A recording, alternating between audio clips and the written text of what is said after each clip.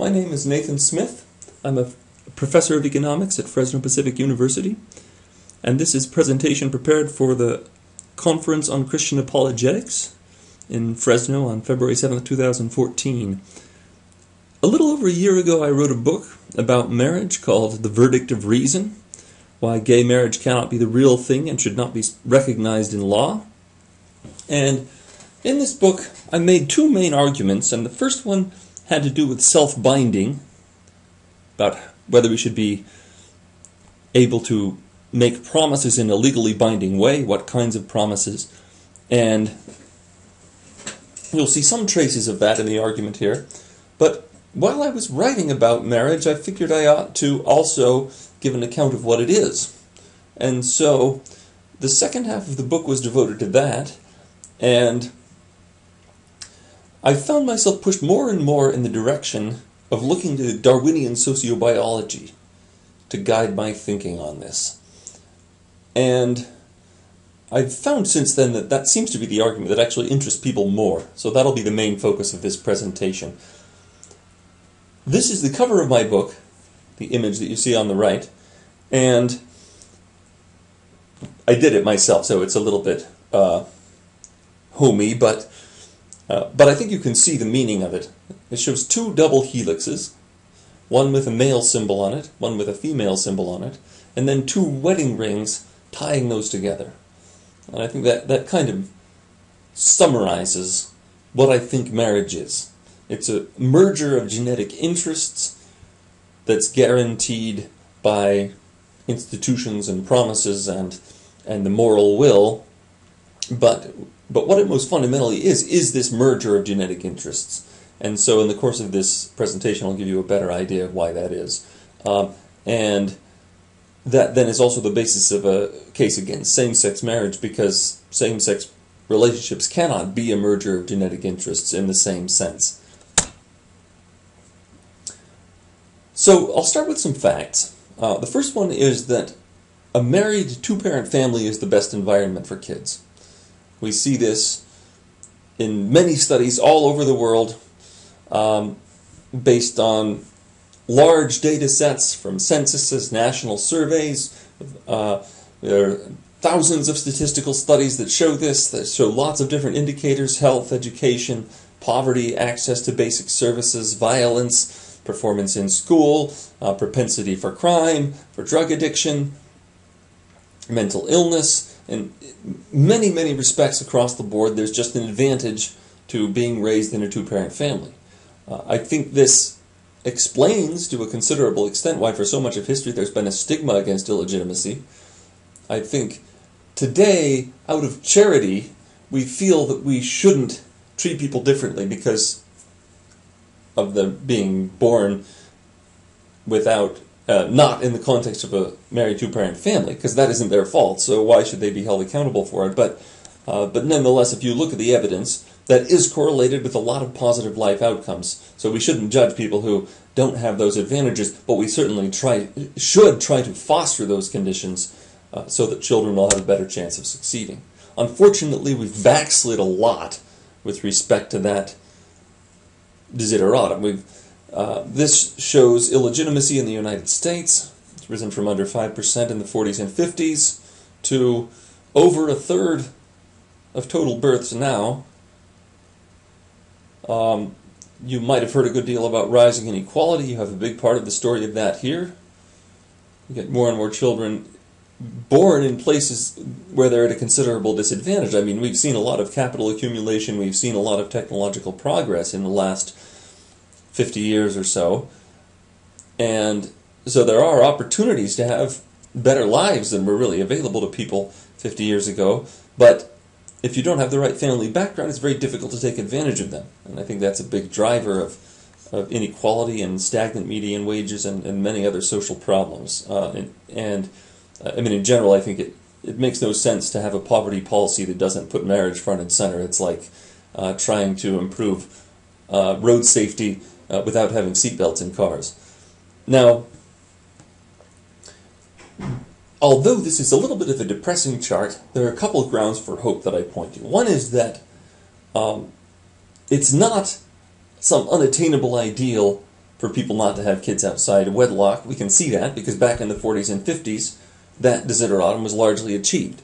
There were a few, but the vast majority of children were born within wedlock. So that is possible. It's something we're doing wrong that's leading us to fail to meet that standard. And the other thing I would point to is that if you look here, about the time of, or maybe slightly before, but around the time of welfare reform, this kind of gets curtailed. Maybe that's not causal, maybe it is causal, but I think we shouldn't assume that fiscal policy can't do anything about this. I mean, the welfare state has often created perverse incentives where it actually gives people an incentive not to be married because it reduces their benefits. So if we just get rid of marriage penalties and welfare, we might actually be able to reverse this. That'd be sort of the sort of simple no-brainer step before we try to see what else we can do. Marriage makes people happier. So 44% say they're very happy within marriage. Divorcees and never married, much lower levels of self-reported happiness. Some people are skeptical about whether self-reported happiness is a useful indicator, but for what it's worth, that's what we see. Marriages do actually seem to last a long time. So in this chart we see marriages that took place between 1960 and 1964. Most of them are still together 30 years later, in spite of no-fault divorce having been introduced in the interim. Divorce getting a lot easier, but most people were still together. So this isn't just something that was imposed by law. It's a natural pattern of human behavior. Marriages in the 70s weren't doing as well, but 20 years in, most of those were together as well. And since then, divorce rates have come down a little bit. So marriage really does tend to be permanent. More often than not, people get married, they do stay married. Now, this chart shows a couple things. First of all, sexual fidelity, you only have sex with your spouse, is widely recognized as something that's desirable. And this chart shows that, at least according to people's own reports, usually that is actually realized. So 3/4 of men, 85% of women who are married say that they've been sexually faithful within their marriage. Now, the third column is for homosexual males. It's not strictly comparable because this is not in marriage, but still, in some ways this actually makes it easier because these relationships will tend to have been a good deal shorter, so they haven't had as much time to cheat, but they also may have a lower degree of commitment.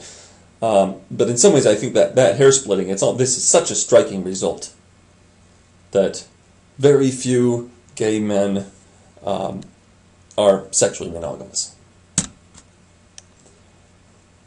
Unfortunately, considering that marriage confers a lot of benefits, it's in retreat. There's less of it today than there was in the past. In the 1960s, you had almost 3/4 of adults being married.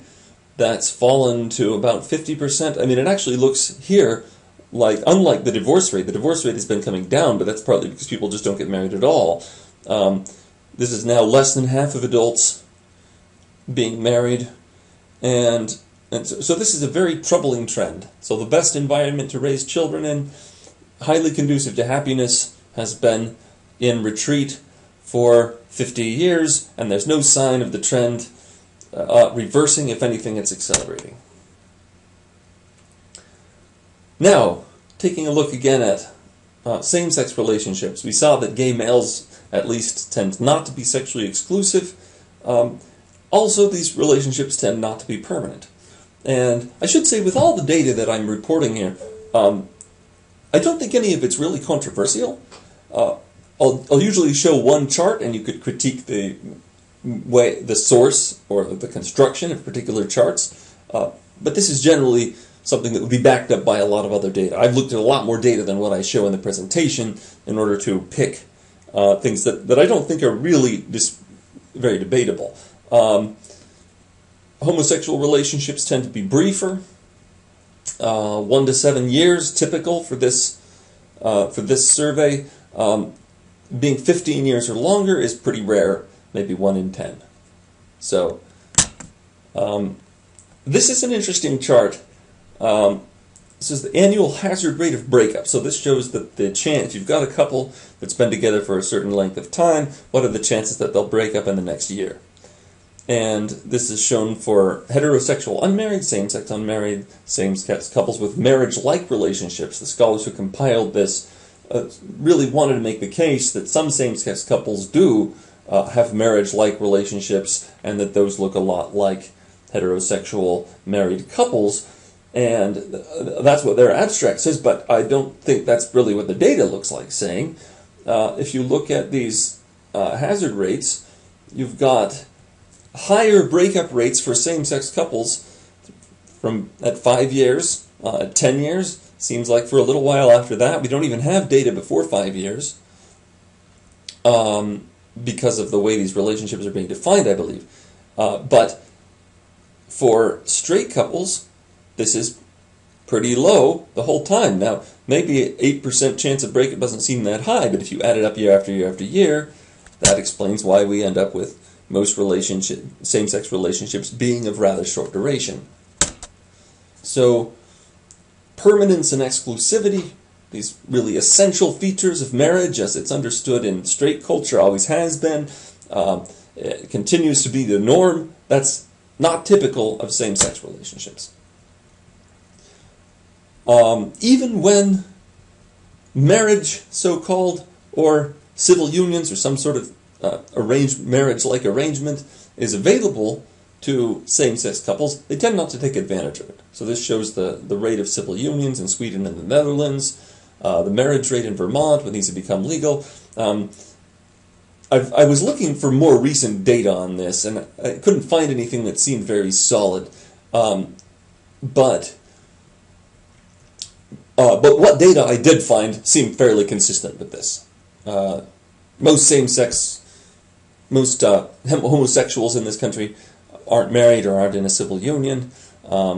There's obviously it's risen as that's become legally available, but it's still far below the level for straights. So it seems this is just not a typical behavioral pattern for homosexuals. They like to have the option, but most of them don't seem inclined to take the option.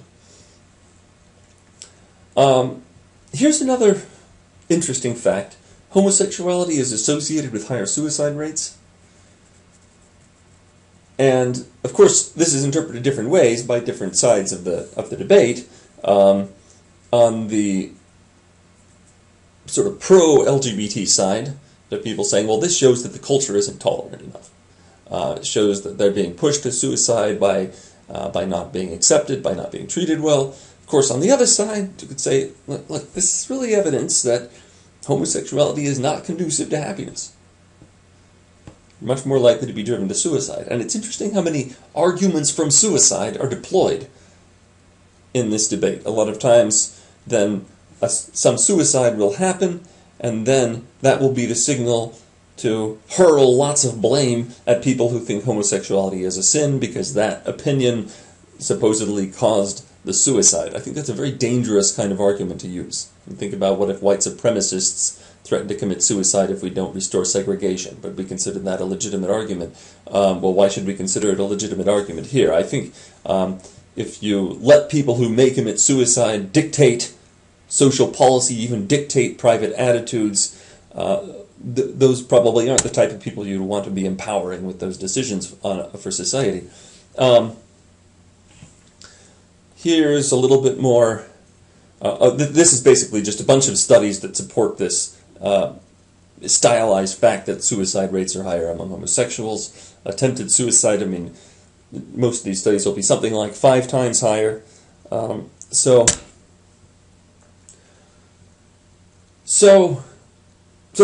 my summary of this is that the data really support what I call marriage realism, the belief that, well, traditional marriage and marriage realism, the belief that marriage is a real thing, it's a real aspect of human behavior, it's a pattern, it's a norm, and for heterosexuals, conjugal marriage, I'll call it conjugal marriage, is permanent and monogamous. It's not just an ideal, this is actually a normal way for people to behave. The sexual revolution has undermined it somewhat, but it's still held remarkably intact, considering how much it's been sort of mocked and savaged from all sides, and Hollywood makes it seem uncool, and feminism sometimes has sort of rebelled against it, made it a little more difficult to manage, and it's been very unfashionable, I think, for 50 years, but nonetheless it holds on because this is how human nature is configured.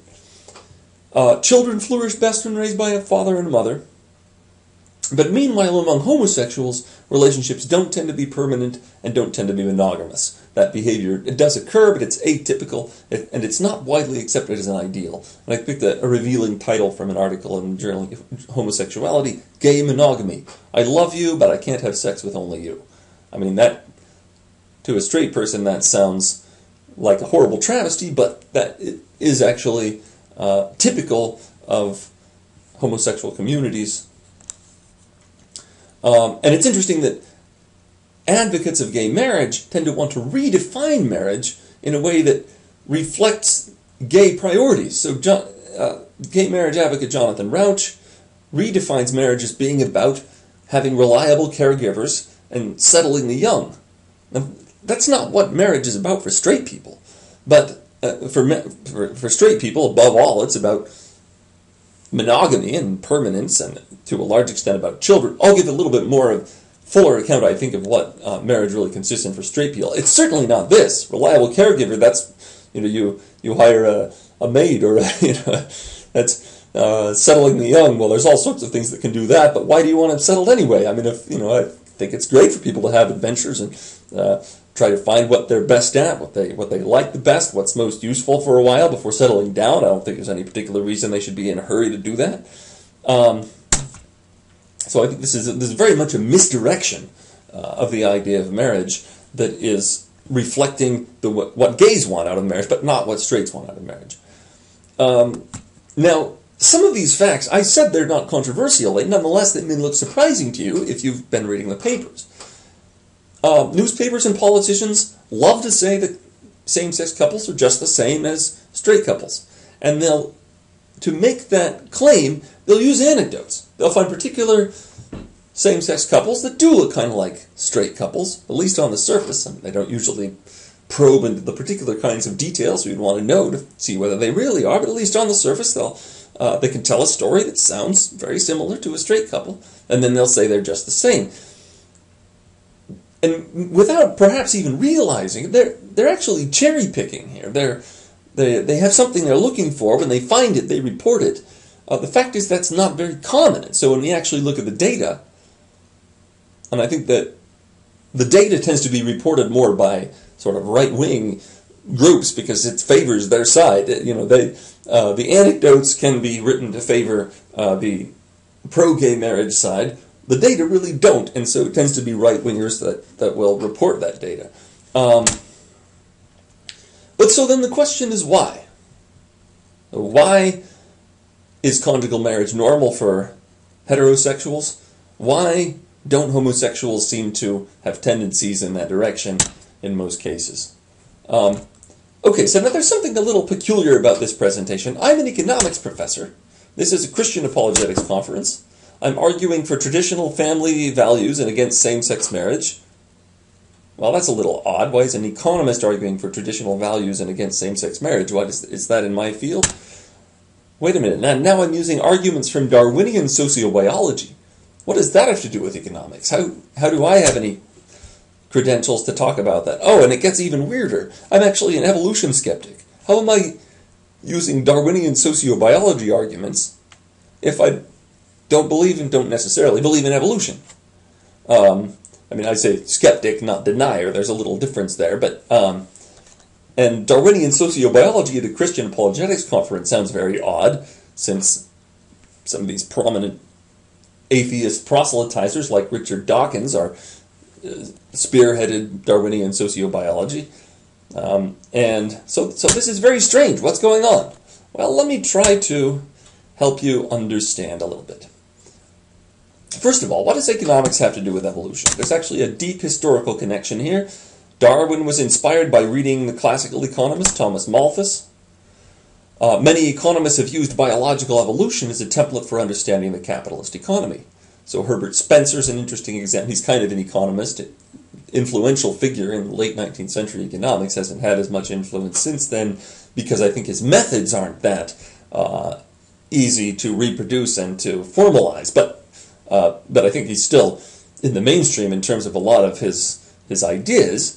Alfred Marshall borrowed some parallels from biological evolution.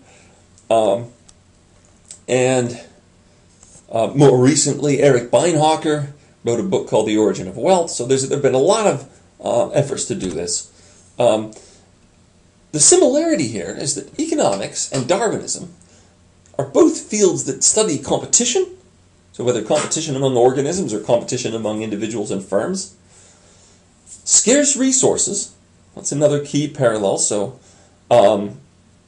economists are always emphasizing scarcity. You have a budget constraint, you can't do all that you want. And in the evolution of life, there are also scarce resources. You have only so much food, the fittest animals get it.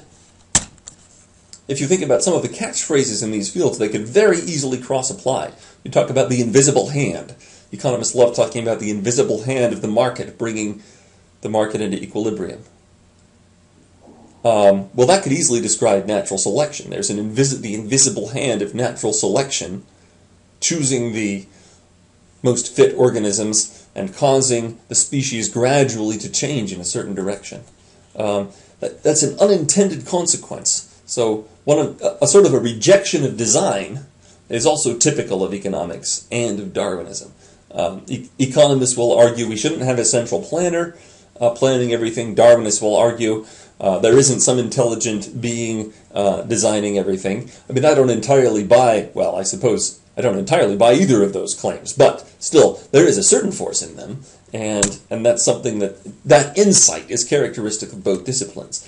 Survival of the fittest, another Darwinian phrase, that can be used to describe competition among firms pretty well. So there are really a lot of parallels between these two.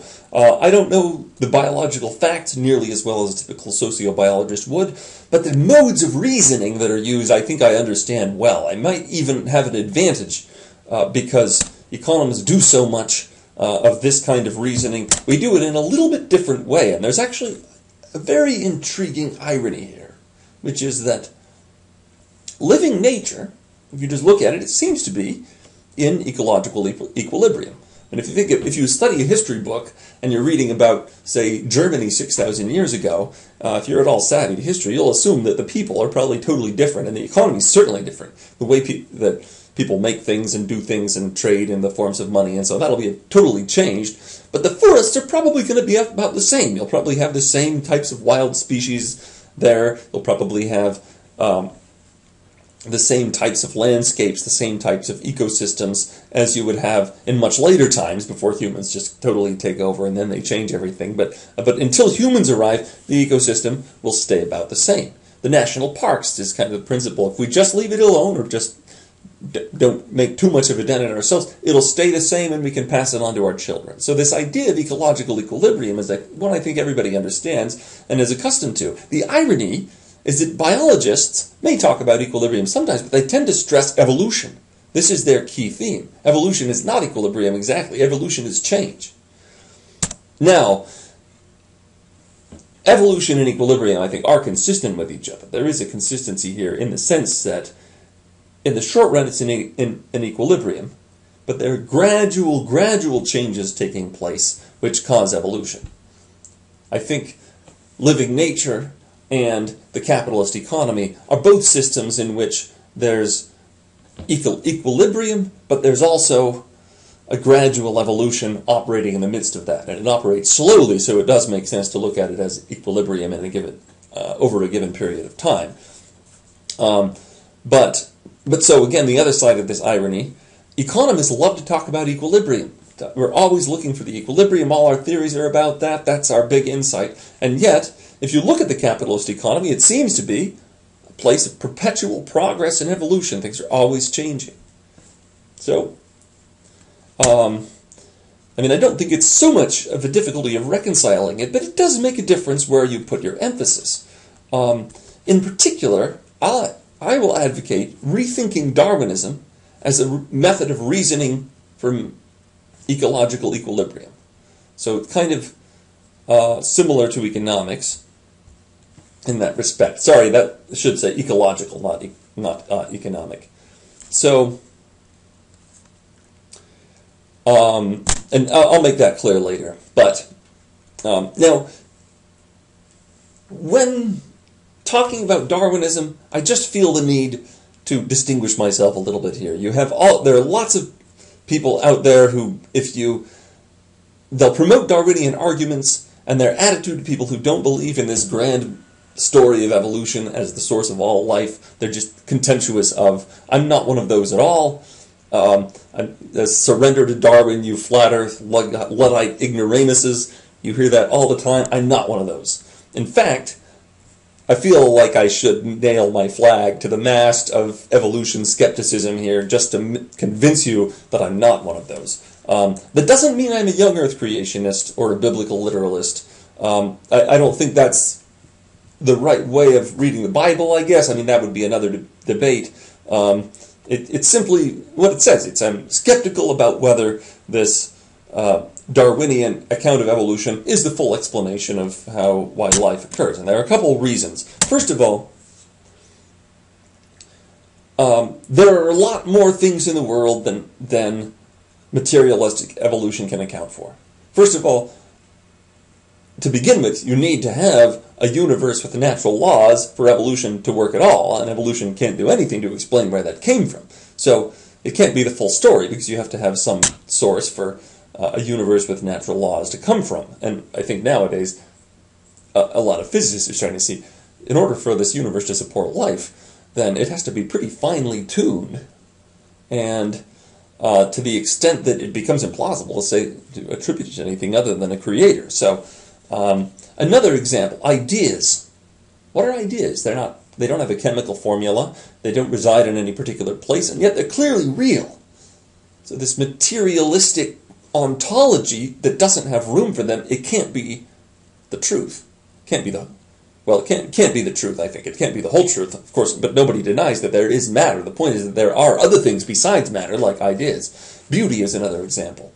I think when we encounter beauty, we have a perception that there's something else here that's not just about matter. There's something transcendent. The capacity of the human mind to understand nature. This can't really be explained in evolutionary terms, because the power of our faculties goes far beyond anything that would have benefited us in Stone Age Africa, or whenever our genes were being honed by evolution to be what they are. The imago Dei, the idea that man is made in the image of God, explains this much better than evolution possibly could. Free will. This is, in some ways, the most direct contradiction. Darwinism would say, and in the fullest sense, this sort of full Darwinian materialist evolutionary theory would say, I'm nothing but matter and energy. But matter and energy are governed by deterministic natural laws, or perhaps random natural laws. But I know by introspection that I have free will. And that's a more fundamental bit of knowledge than anything that could be derived from sciences, which is a sort of second-hand induction. But free will that's immediate knowledge, and it's inconsistent with materialistic evolution. Moral right and wrong. Clearly real, clearly have no chemical formula, there's nowhere they can come from, they have to be something transcendent. The human propensity to believe in God, we see this again and again across cultures, doesn't seem to have an evolutionary explanation. There are, of course, a lot of attempts to reduce free will, ethics, ideas, belief in God, beauty, and so on, to a material basis, but frankly, they're very weak. And if you're open-minded about these things being real and having an independent existence, there's really no reason to entertain these at all. They're kind of pathetic. I think people who have dogmatically persuaded themselves that they have to embrace a materialist ontology, they just have no choice. They're kind of cornered into kind of coming up with these hand-waving stories about where all this stuff comes from. But if you're open-minded, I think you say, no, there's lots of stuff that's real that evolution can't account for. There must be something else in the universe besides material nature and its laws. It has a place in us, so it's obviously entangled with life somehow. Well, given that there is something else, given that it's entangled with life now, probably had a role in life from the very beginning. This can lead to a more sort of teleological view, such as Thomas Nagel, author of Mind and Cosmos, the materialist neo-Darwinian conception of nature is almost certainly false. Great subtitle there. I agree with it completely. Thomas Nagel, by the way, is an atheist, but he's a very shrewd philosopher, and he's one who doesn't just blindly abase himself before whatever the politically correct certainties of the time are. He's one who's very independent-minded and thoughtful and skeptical, and just thinking through it, this doesn't make sense. There's just too many things that this can't explain. The materialist neo-Darwinian conception of nature is almost certainly false, and he's sort of pushing towards something that may be a little bit more teleological. The intelligent design school, too, Michael Behe and William Dembski are sort of famous representatives of it. What they do is they try to calculate, okay, if mutation and natural selection are the only mechanisms at work in producing life, what are the chances that we would have got the degree of complexity that we observe? They try to calculate those things, and they basically come to the conclusion that it's infinitesimally improbable, such that we can basically rule out that explanation because of it being too improbable. Now, I'm a little skeptical as to whether they really know how to calculate these probabilities, but I think they're certainly right that before we believe in evolution, we have to be able to calculate those probabilities. We have to figure out whether it's at all likely that this could have occurred. And I think the other side doesn't really appreciate that challenge. In a sense, I think that Behe and Dembski, it's almost uncontested, because nobody on the other side is really even trying to calculate the probabilities or admitting that that needs to be done. So the upshot of this is that I'm skeptical about evolution as a theory of life, but I think the Darwinian theory of life has much to offer quite separately from that. In fact, its most important insights really have nothing to do with this vast story of how life originated.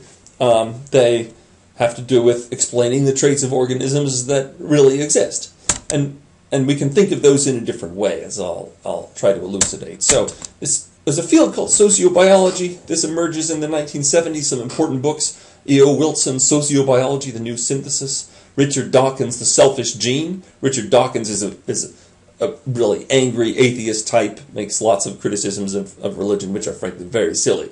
But he's got a brilliant contribution to biology in the idea of the selfish genes, which I'll be exploiting heavily. What I think sociobiology basically does, it refines the logic of Darwinian evolution, and it applies it to a wide range of topics, including human nature. It was so heavily criticized at the beginning that that for a while people kind of ran away from the name sociobiology and did similar work under a different label called evolutionary psychology. So that's kind of a synonym for sociobiology, in case you want to Google this afterwards and see what you can find out about it. This idea of the selfish genes is very important. So, according to Darwinism, then the nature of organisms is explained by this competition to survive and reproduce over many generations. Now, that makes it sound, superficially, as if organisms should always be self-interested. They should always be fighting with each other, and altruism is superficially a paradox. So how can organisms care about each other if evolution supposedly has honed them to be constantly engaged in this competition? Well, it turns out that if an organism is able to do something for the survival of other organisms that share its genes, that will actually contribute not exactly to its survival, but of course organisms are individually immortal, so that can't be the long-run stakes anyway, but to the survival of the same genes in the organism. So if you save your kid's life, then, well, the kid shares half your genes. So genes that make you inclined to save your kid's life are more likely to survive in the gene pool. So this idea of selfishness, which we might naively impute to organisms, the selfishness actually should be attributed to the genes. It's the genes that will tend to be selfish. And the genes, as it were, program our instincts. They make us behave in ways that will facilitate the gene's survival. So this kin selection and reciprocity are two examples of this. Your genes might make you feel pity towards someone who's in bad shape, because the genes know that if you help someone at their worst hour, they're likely to be disproportionately grateful to you, so they might do you a big favor later on. Gratitude's another example. The genes know that if you have a propensity to do favors for people who have done favors for you, then people will be more likely to do favors for you. So they make you feel gratitude when someone does you a good turn and be inclined to repay that in future. And so those are sort of moral impulses in a way, but at the level of the genes, they're self-interested. I've been talking about the genes as if they have kind of intentions. In fact, if you talk about selfish genes, it sounds like they're like personalities, and they have this personality trait of selfishness. And of course, the genes are not conscious, but I think it's almost inevitable that you start talking about them that way once you realize their role in living nature. And another key point, they're stuck in the Stone Age. Evolution is a slow process, and civilization's been around for a few thousand years. It's completely changed our environment, but the selfish genes don't really know about it. And there are debates about how fast does evolution take place, but have we evolved biologically since the beginning of civilization? Maybe a little, but I think for the most part you can think of us as being, in terms of our instincts, sort of being Stone Age people who then find ourselves in this civilized environment to which in some respects we're kind of maladapted. So sociobiology provoked a lot of outrage from the left, because the left has a long tradition of believing in human perfectibility, and sociobiology is saying, look, we're sort of fated by our genes to have a bias towards our own family members, and perhaps to be kind of racist, and certainly to have strong gender roles, and to eat meat, and lots of other different things that the left might have hoped that we would transcend. So for Christians, these conclusions should be less subversive. Christians have long known that man's a fallen creature, that we have all sorts of sinful propensities. We do believe that we also have a soul that can perceive God, can be receptive to God's laws, we have a conscience, and we have all these other faculties, but it shouldn't surprise us at all that at least the flesh, as Paul put it, I mean, Paul's sense of the flesh, I think, is very close to the sense of the selfish genes, that the flesh will be tempting us to do things like rape. Men have a propensity to rape based on the selfish genes. That doesn't mean we can't overcome it, but that takes an effort of moral will and conscience. Now, I'm not the first to highlight some of the socially conservative implications of Darwinian sociobiology. Larry Arnhart is a scholar who does it. There's another one. E.O. Wilson, actually, in some respects, some aspects of his view of marriage. James Q. Wilson is another one. There's quite a few of these. I'm a little different from them because I'm an evolution skeptic.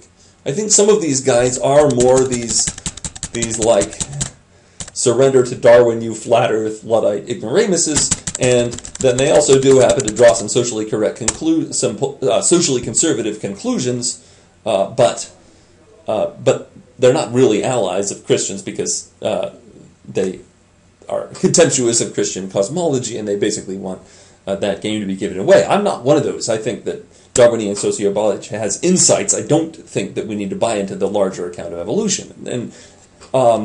And let me show you a little bit about how you can make arguments from Darwinian sociobiology without buying into evolution. The starting place is that living nature is, for the most part, in a state of ecological equilibrium. So there's lots of organisms in it. They're constantly being born, growing, dying. So at that level, there's constant change. And yet, at the level of the ecosystem, there's a kind of equilibrium. Biologists sometimes call it, at the level of the organism, they'll call it homeostasis. That the organism kind of stays in this, maintains the same form from day to day, and from year to year even. So that's impressive. Of course, the organisms are mortal, but the ecosystem can go on indefinitely as generation after generation of organisms passes through it.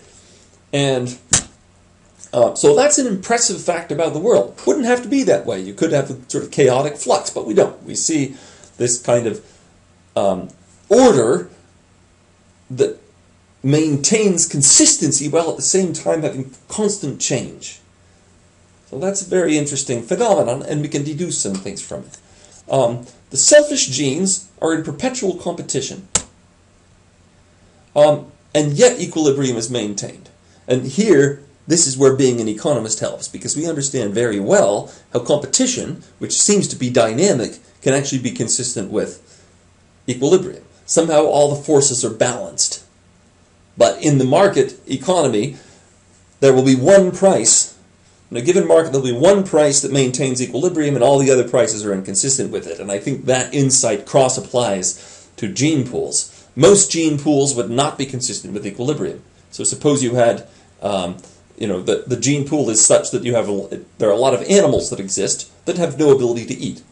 Well, that's not going to be sustainable. The animals are going to run down the store of chemicals that's inside them, and they're all going to die off, and then you'll end up with a different ecosystem. Or suppose you had animals that could produce only one offspring in their lives. Well, they might last a while, but at the end of the day, then some of them will be killed before reproducing, and they can't be replaced if the surviving ones can only produce one offspring, and so you'll gradually see that population run down and become extinct.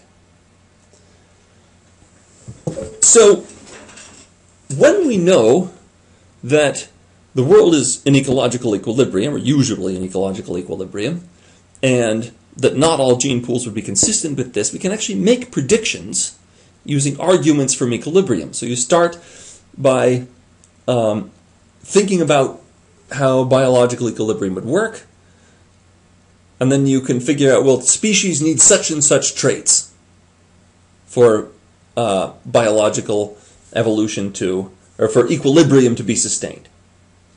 Then, based on that story, you'll make some predictions about the traits of natural organisms, and then you want to go out and look at the empirical evidence and see whether it's true, because your reasoning might have been mistaken, or it might be a rare case where the system is not in ecological equilibrium. Or sometimes there are multiple equilibria, and you won't know which one will prevail. But you can make a lot of predictions this way. It can help you to interpret your data when you see it. Now, evolutionary biologists already do this, so I'm not proposing anything new here exactly, but they usually think they need this grand story about how all life originated for this method to make sense. So they think there's some necessary connection between believing in evolution and then using this sort of Darwinian mode of argument, but they're mistaken. This story is actually superfluous, because even if God did make the world 6,000 years ago, well, given that he made it in ecological equilibrium, evolutionary reasoning would still be valid. So you could do the same kinds of reasoning without the backstory. Let me give you a couple of examples here. So, one thing that sociobiologists would affirm is that battle courage is mainly a male trait. I think before the 20th century, this would have been so obvious that nobody would have denied it. Now, in the 20th century, we've had this sort of reaction against the idea of objective human nature, and so a lot of people would have the impression this is just socialized, it's just arbitrary, and that there's no sort of fundamental truth in it. That's kind of silly, but and sociobiology, I think one of its uses, probably its biggest use, is to overthrow that, to make it clear, that doesn't make any sense. No, there has to be an objective human nature, and we can figure out a lot about it, partly by observation, but partly by just reasoning about what would be an ecological equilibrium. So let's suppose, counterfactually, battle courage being mainly a female trait. You'd have some women who are braver, some less so. The brave women would be more likely to die young. They'd charge into battle, and a lot of them would get killed. So that's obviously bad for their genes, But they do get something to compensate, which is that they might get more prestige. They might get more of what they want. They might capture wealth and so on. And maybe this leads to more mating opportunities. The thing is, though, if you're a woman, you can still only have a kid once a year at most. So having a whole lot of mating opportunities really isn't that useful. It's, getting pregnant once a year in some primitive society, where men, that's not going to be very hard. So the women who have less battle courage will probably reproduce about as fast, and they'll survive longer, so they'll end up with more offspring. In the long run, that means their genes will take over the gene pool, and you'll end up with females being relatively timid in battle, which is what we observe. Meanwhile, the opposite would happen among men. Some of the men would be braver, some not so much.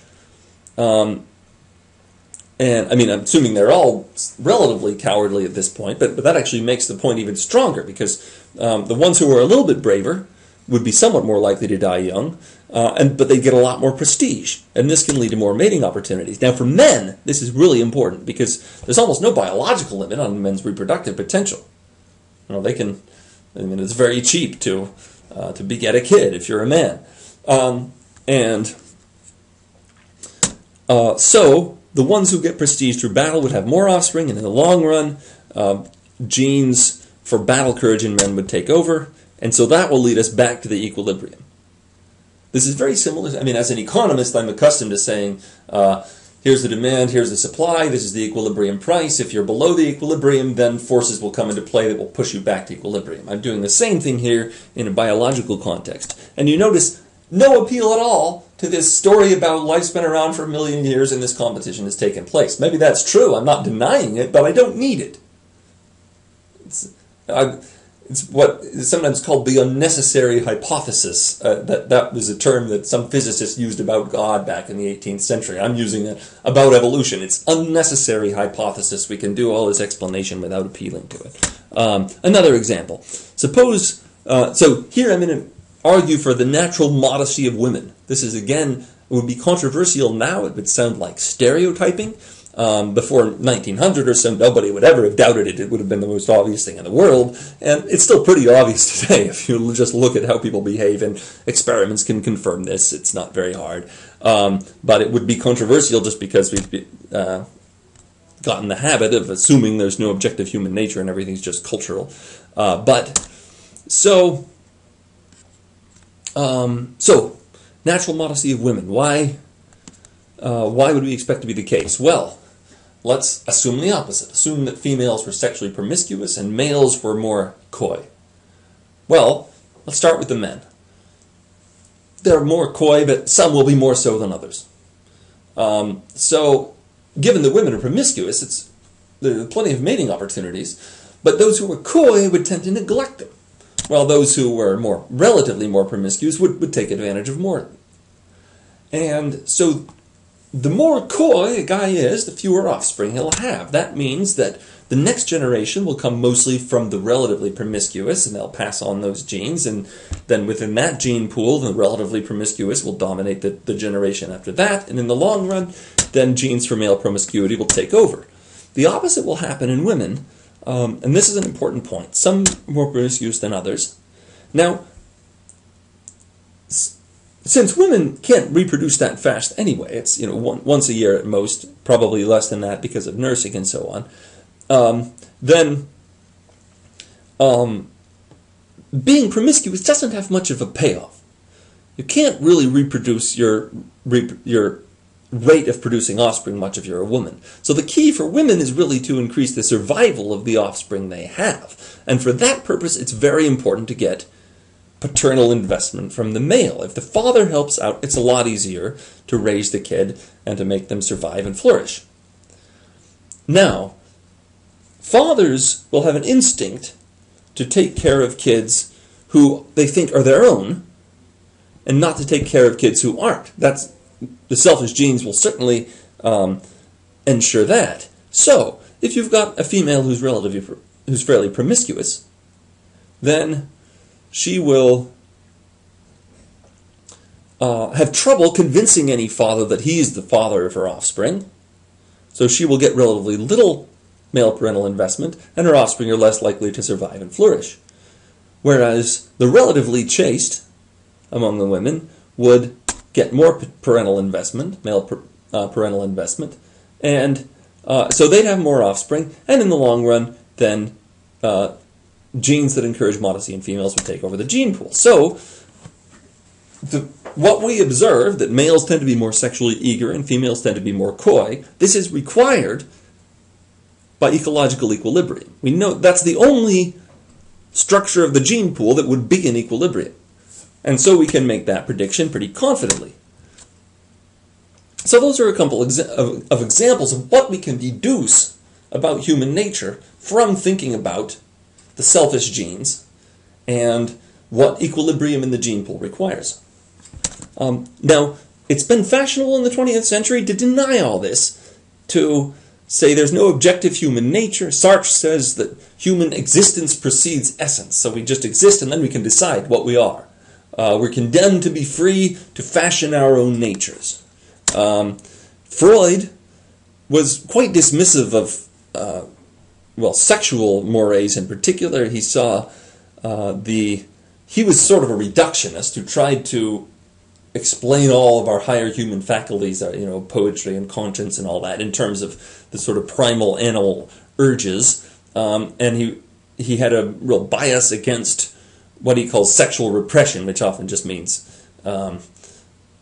basically like having scruples about sex. And Margaret Mead, a famous anthropologist who changed a lot of minds by going to Samoa and doing a little bit of rather tendentious and inept research, and then coming back and representing Samoa as if it's some sort of a free love utopia where Western sexual inhibitions had not developed.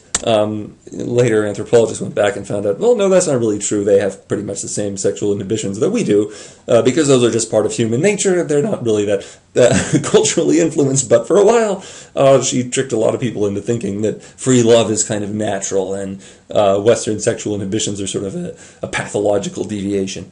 And there's been a general tendency towards moral relativism in anthropology. This helped to foment the sexual revolution. Well, fortunately, sociobiology comes on the scene and basically provides overwhelming ammunition against all of this relativism and saying, no, there is an objective human nature. And I think we can't afford not to use this. I mean, this is such a powerful weapon on our side. So, having said that, most sociobiologists do think human nature is reducible to matter, try to explain everything about human nature in these terms. A more sober view of it is that sociobiology explains some things really well. So, for example, sex, why are males sexually eager and females are coy? Why do we observe polygamy but hardly ever polyandry? Why do we observe prostitution, and it's almost always men hiring women as prostitutes? Those patterns are explained well by sociobiology. Other gender differences as well, such as in physiology. Why do women look younger, look kind of like children in some respects, having no facial hair, having higher voices? Well, that's because men like virgins because they want to ensure paternity, and so females who look younger had an advantage and would have an advantage in competing for men. Attitudes to risk. Why are males more risk averse? Well, because the payoffs to success can be a lot higher for men. Males are more risk loving. Females are more risk averse. Family. Why do we love our children? That sociobiology explains that very well. Why do we quarrel with in-laws? That's a little bit subtler, but that's because our spouses have almost the same genetic interests as we do, but the one big deviation is that they will have a genetic interest in helping out their in-laws, and that we don't have in helping out their brothers and sisters, and we don't have an interest in their resources being diverted to in-laws. Nutrition, again. Why do we like fat and sugar so much when we get ourselves in big health problems with this? Well, that's because back in the Stone Age, these were really scarce, so we should use them whenever we could, and we still have those somewhat inconvenient propensities bequeathed to us from the Stone Age which we now have to fight against and go on diets and exercise and all this stuff. But there are a lot of things sociobiology really doesn't explain very well at all. So in aesthetics, why do we find tigers and waterfalls beautiful? Tigers are dangerous. We should want to stay away from them. But no, we like to go to zoos and pay to see them. That doesn't make any sense from an evolutionary point of view. Why do waterfalls? Waterfalls are also dangerous. Nothing useful about waterfalls, but we still just really love looking up at them and admiring them. That's much better explained, I think, in terms of that beauty is a real thing, and we, as being made in the image of God, we have the power to perceive it. Reason. Why is our faculty of reason so powerful? There are a lot of ways in which I think our minds are distorted by evolution, and it makes us less good at thinking than we might hope. But nonetheless, we do have the power to understand very advanced mathematics and frame theories that really explain a lot of the universe. That's really not explicable in terms of evolution. I don't have time to go through all of it, but I mean, Christian monks and nuns that are in monasteries, that's totally contrary to genetic interests. Even worse, if anything, is ancient Carthaginians and Phoenicians would sacrifice their children to Baal on a huge scale. This was the normal thing to do. Nothing could be more maladaptive than that. And ethics. Why do we sometimes sacrifice our lives for perfect strangers? Why can we offer moral resistance to biological impulses? We're conscious that sometimes we do have an instinct to do something, but we can fight it. Why are we able to do that? Where does this other aspect to our natures comes from that is able to fight biological impulses? And why do we wear clothes? I think that's another one. The Genesis has a great story about why that is. It's not exactly verifiable, or it's not even easy to interpret, but at least they explain it. I think sociobiology really can't. And this is a really expensive habit. Why do you go out to get the morning paper, but you feel like you need to put a pair of shorts on because you can't be seen in public naked even for a second, even if there's not likely to be anybody there? That's a very peculiar feature of human nature, which I think sociobiology really has no decent account for. So use it where it's useful, but don't expect it to do everything. And so scholars who are trapped in this, where they think it has to explain everything because they have ruled out any other explanation, are at really a disadvantage in understanding human nature. But we're also at a disadvantage if we ignore it, because it does explain a lot of things quite well. Now, Christians have a long tradition, Christian apologists especially, I think, have a long tradition of borrowing from non-Christian thinkers, or even from hostile thinkers, in order to enrich their arguments for the truth of particular Christian teachings and of Christianity generally. So Plato, for example. Plato was certainly not a Christian. Many of the things he taught were very contrary to Christianity, and some Neoplatonist philosophers were fierce critics of the early church. But nonetheless, thinkers like Augustine borrowed a lot of ideas from Plato.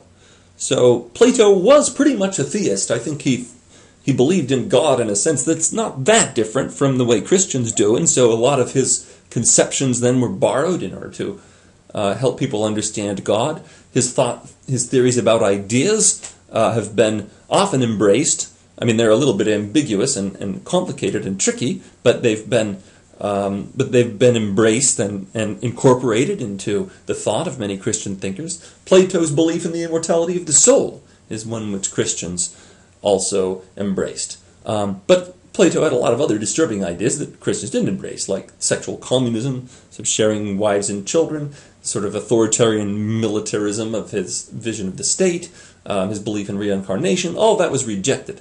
So again, with Aristotle, some parts were taken, the sort of purposive structure of nature. Aristotle became very central to medieval thought. Thomas Aquinas' synthesis of, well, kind of like the best of human thought at that time, but to this day is sort of the philosophical heart of the Catholic Church. And he was building on Aristotle, pagan philosopher. And yet, he rejects some elements of Aristotle, like the belief in the eternal universe. Rejects Christians in due course, actually from fairly early on. They started to do this, to reject slavery, which Aristotle accepted. the idea of people being natural slaves is certainly one that Christianity rejected. It rejected some of his ethical ideas, like the ideas about proper pride.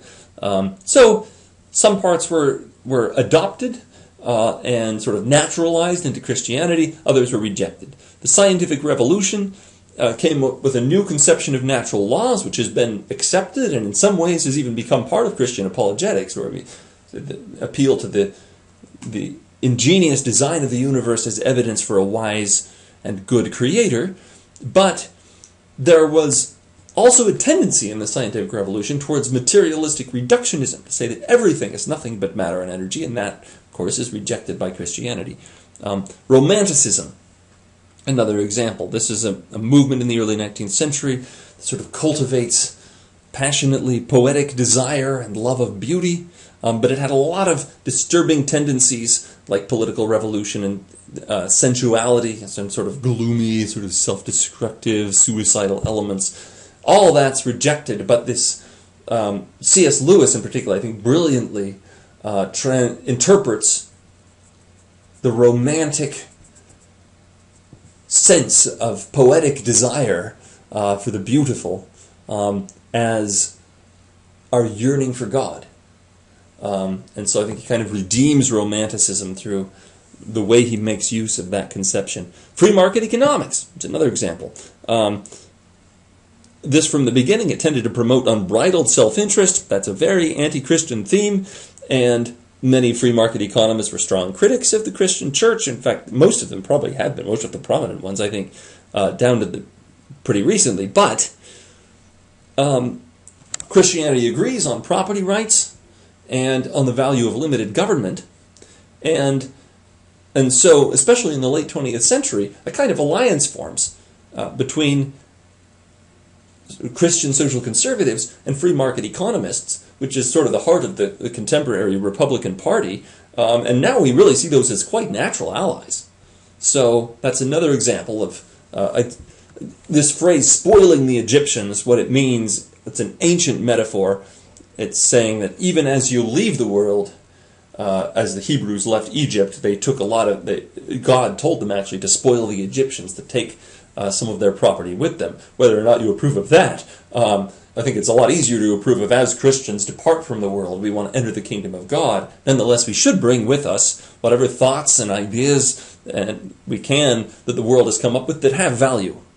And so these are all examples of this. And I think Darwinism is another chapter in this long story. Darwinism can defend an objective human nature. It provides a new justification for socially conservative values. And Christians should absolutely embrace that. I think we can't afford to miss that opportunity. But we shouldn't embrace the materialistic cosmology, which is characteristic of Darwinism, and there's no need to. We can. What's valuable in Darwinism is quite separable from that. That's actually the unnecessary hypothesis. We can throw it out. So, lately, in the argument over marriage, something's emerged called the New Natural Law School. And they've argued for what they call conjugal marriage as an objective reality, in some sense a biological reality. I find it very hard to discern exactly what they mean by this, but I can frame their argument in my own way, which is in terms of Darwinian sociobiology. So, the selfish genes are the key to understanding our sexual instincts. Using arguments from the selfish genes, we can explain why children do better with married parents, first of all, why permanent monogamous marriage is so common in human behavior, and why it contributes so much to human happiness. We can explain why we're prone to a lot of different types of sexual temptations, like polygamy, prostitution, adultery, fornication, and why they do so much damage. And we could even explain a few things about homosexual behavior from Darwinian sociobiology. So first of all, why do children do better with married parents? Well, parents have a stake in their children's success, a genetic stake in their children's success. So they'll have a natural inclination. First of all, they'll have an inclination to care for their children. Second, they'll have a talent for it. And of course, if you have two, that's better than one. Two is more resources to provide for the kids. And even more than that, there seems to be, and certainly sociobiology would lead you to predict there probably should be, specialization in parenting skills. So if men in particular, men could walk away and try to find other mating opportunities, so if they're going to stay, miss those mating opportunities, and devote their resources to raising their kids and to their wives and families, then they had better get a pretty good genetic payoff. That genetic payoff will come in the form of greater success for their kids. And so we should expect dads to be able to contribute to the success of their kids. And in particular, it will be in the interest of the selfish genes to ensure that men can do well at the parts of parenting where moms tend to be weak. So that moms do some things well and some things badly.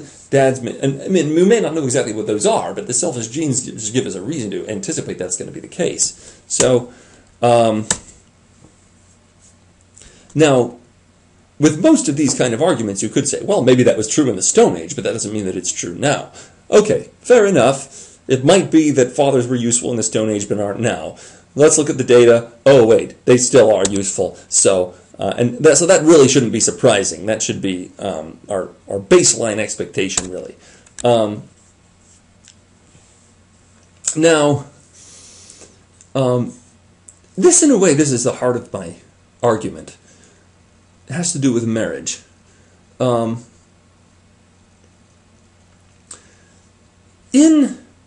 a permanent monogamous marriage, then the husband's only chance to have offspring is through his wife. I'm simplifying a bit because maybe his wife dies and he remarries, but I'm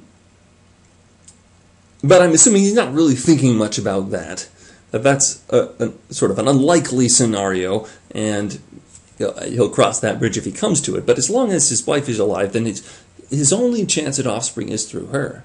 The wife's only chance at offspring is with her husband, if this is a permanent monogamous marriage. That means that they have the exact same genetic interests. And so, the selfish genes will want them to cooperate. In-laws are an exception, but in order to achieve this, somehow you have to guarantee permanence, exclusivity, and then you also want to leave behind the parents a little bit. You want a certain distance from parents, so that and parents and siblings, so that you're not serving the genetic interests of other of people other than one another. But if you achieve this, then mutual love and self-giving, which are sort of moral ideals generally, but usually we have to rely on the moral will, and we'll have to kind of fight against our instincts in order to do this. But in the case of conjugal marriage, these have a basis in our instincts. You notice that, I mean, if any were, I think this is actually something that we see in everyday experience. If someone were to give a lot of money away spontaneously to a stranger just because they wanted something, that might sometimes happen, but it would be regarded as very odd. Someone seems to care as much about the stranger's welfare as their own. That would be very surprising. We'd think that person might be a saint or something. But if you see a husband give his wife money in a way that suggests he cares as much about her welfare as his own, that's not surprising at all. That's perfectly normal. So in this case, it's no longer a triumph of the moral will over all of our instincts. This is actually something that comes very naturally to us. Now, importantly, for this to work, for this merger of genetic interest to occur, we don't need kids to actually be in the picture. The selfish genes are going to say, well, since you're having sex, you'll probably have children, so you should care about her health. Wife should care about her husband's health. The husband should care about his wife's health. Because they see themselves, the selfish genes will see the other as the most likely source of children. This applies even to contraceptive couples, because the selfish genes don't know about contraceptives. They're stuck in the Stone Age. They don't realize that because you're using condoms or you're on the pill, that there's actually no chance, or hardly any chance, of reproducing. So they won't take that into account, and they'll feed us the same instinctive urges and desires in contraceptive marriages as they would, more or less, as they would in fertile marriages. And so the instincts for permanence and exclusivity are still there. And so contraceptive couples are doing basically the same thing. This is the same phenomenon as marriage among couples who are potentially fertile, or at least fertile by having the intention to be fertile. But for same-sex couples, that doesn't apply. I mean, it makes no sense to suggest that the selfish genes can be fooled into thinking that one man is another man's best chance to contribute to the next generation. The selfish genes have been around for a long time. It was as true in the Stone Age as it is now that a homosexual relationship has no chance of being fertile. And so the selfish genes will not supply the same instincts for permanence and exclusivity. This, again, is what theory would predict. Once you start thinking about it, it seems clear that this is what you should expect, and it's what we observe when we look at the data. So I guess I don't have time to do that. That's too bad. I'd like to get into that, but okay, a little bit about temptation. So conjugal marriage is kind of an ideal. It's nice to achieve this merger of genetic interests and be sort of instinctively, mutually self-giving. But the genes do have an alternative. So they know that, a husband actually could cheat on his wife. There's a big genetic payoff for that. So he'll have an instinct to do it. Now there's a concept I want to introduce here called genetic exploitation. This occurs when one organism tricks some other organism into acting in its interest. And so organism A tricks organism B into acting in A's genetic interest and contrary to B's genetic interest. And you can see why the selfish genes would give us instincts to do this too. We have these instincts as well. So a rake or a cad is a man who exploits women, seduces them, abandons them. Why would a man want to do this? Well, because it can contribute to his genetic success in future generations, and so his selfish genes will make him want to do that. Now, he may bait the trap, as it were, with some kind of promise of marriage, try to create expectations of marriage, so that the woman will be willing to, will let herself be seduced, and then he can abandon her. Women, of course, are forearmed against this, so they are will always be on the lookout for signs of commitment. So you have this kind of arms race where men are trying to get better and better at falsely signaling commitment, and then women are trying to get better at detecting false signals of commitment. So this is a much less appealing equilibrium that the selfish genes can support. Adulterers serve their selfish genes' interests by fathering children and then getting some poor cuckolded sucker to invest his resources into raising them, thinking that the children are his.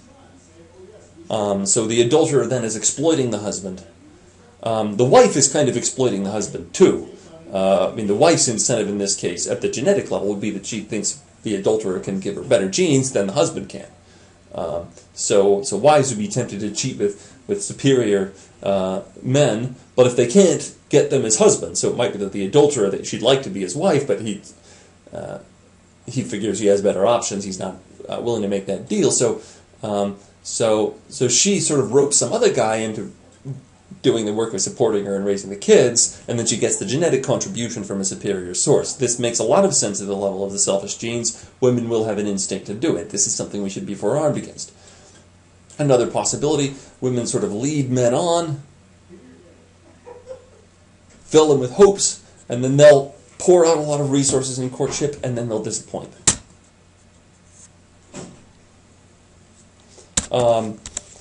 Two other examples, polygamy and prostitution, are both quite explicable in terms of the selfish genes. In the case of polygamy, then it makes sense for men, of course, because they can get more offspring this way. It can make sense for women as well, because although some of the man's resources are being diverted to other women and their offspring, then if you can be the polygamous wife of a very successful man, he may have so many more resources to devote that your children still have better chances of success. You might get a better genetic contribution from him, and you also might end up getting more resources than if you marry some lowlife who has much less to offer.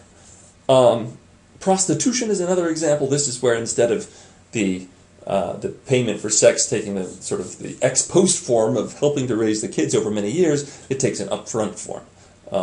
And the problem is that both of these relationships, there's no merger of genetic interests at place.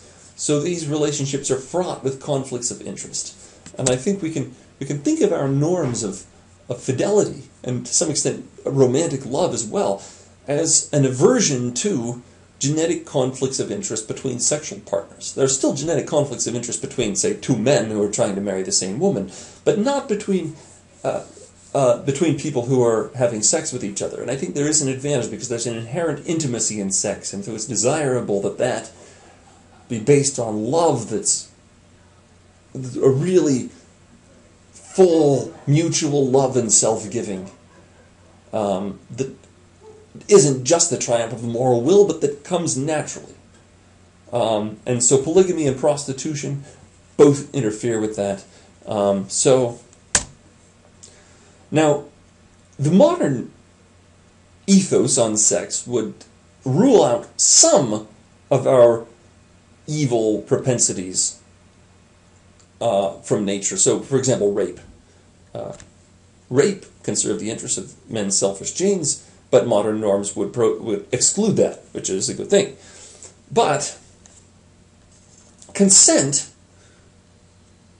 which would be the modern criterion to determine whether sex should be permissible or not, is not the right criterion. This doesn't prevent exploitation. It doesn't prevent genetic conflicts of interest. So polygamy can be consensual. Prostitution can be consensual. But they're still degrading, and they still create conflicts of interest. Adultery can be consensual in a way. I mean, I guess you don't have the husband's consent, but you might have the consent of the adulterer and the wife. You might have consent to the woman who's seduced. In a sense, she consents to sex. Maybe she doesn't consent to being seduced and abandoned. She thinks she's expecting more in exchange, but she does consent, but that's still exploitation. So consent isn't the right criterion to apply here. And given the strength of all these sexual temptations, then we need strong social and normative frameworks with which to fight them.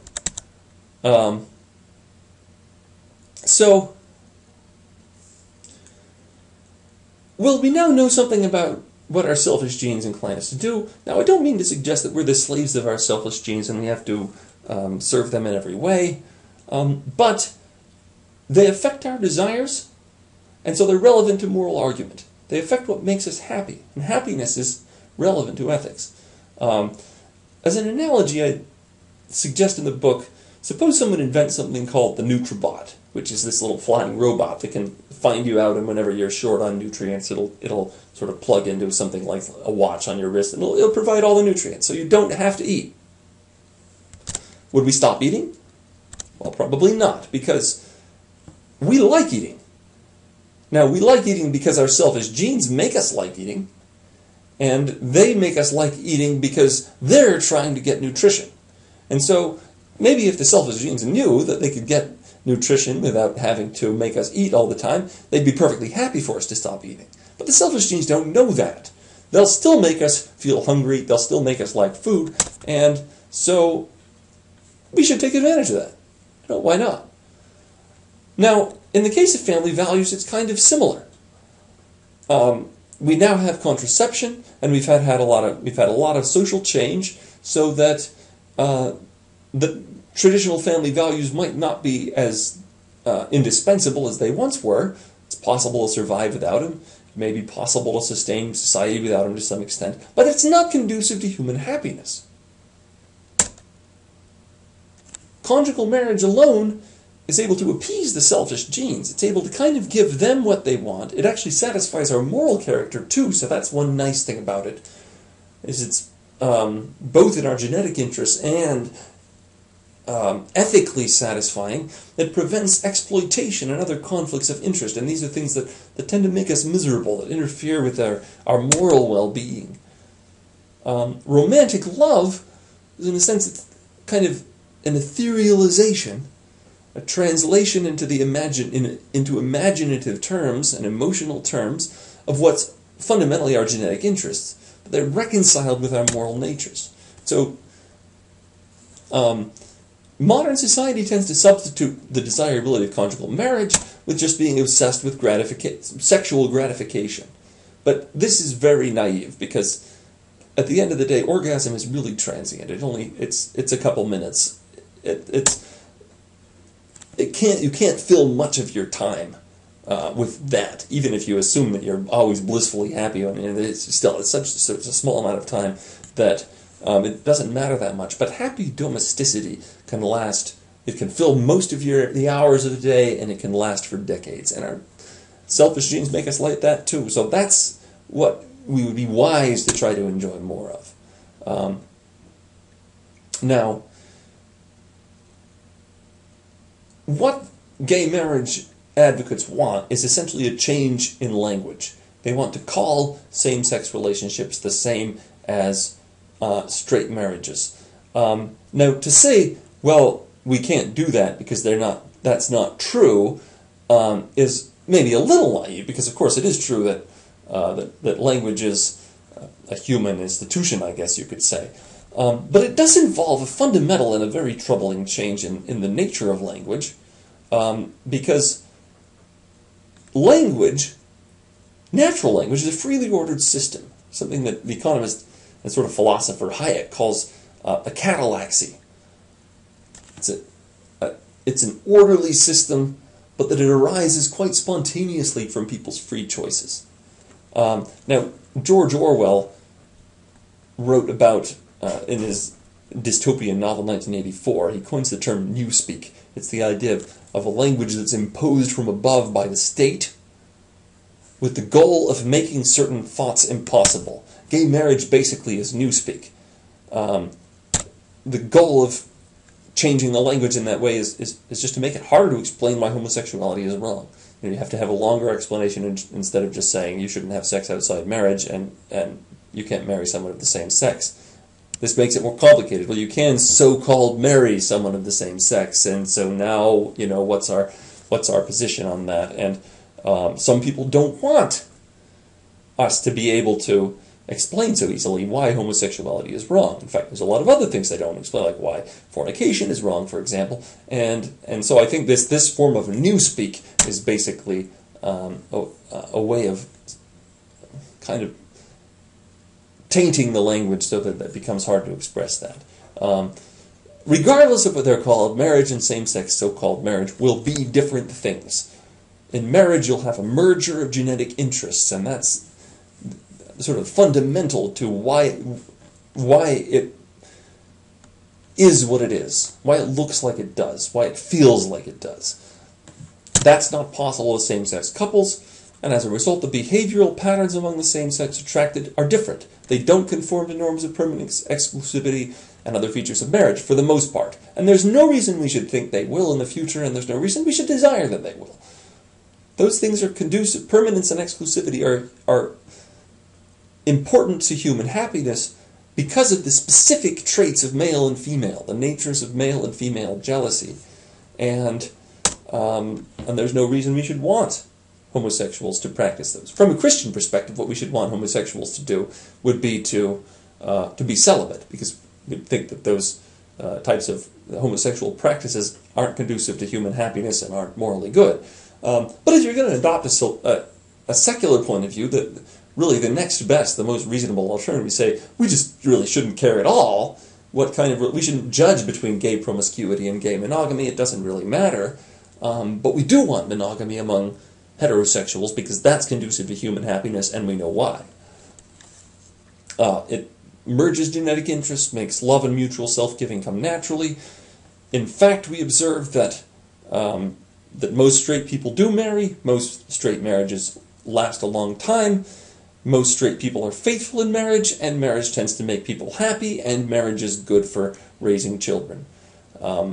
We don't see the same thing for same-sex couples, and so we sort of betray our duty to truth if we use the same word for the two phenomena, and it interferes with rational social policy if we pretend that these two different phenomena, marriage and same-sex relationships, are the same thing.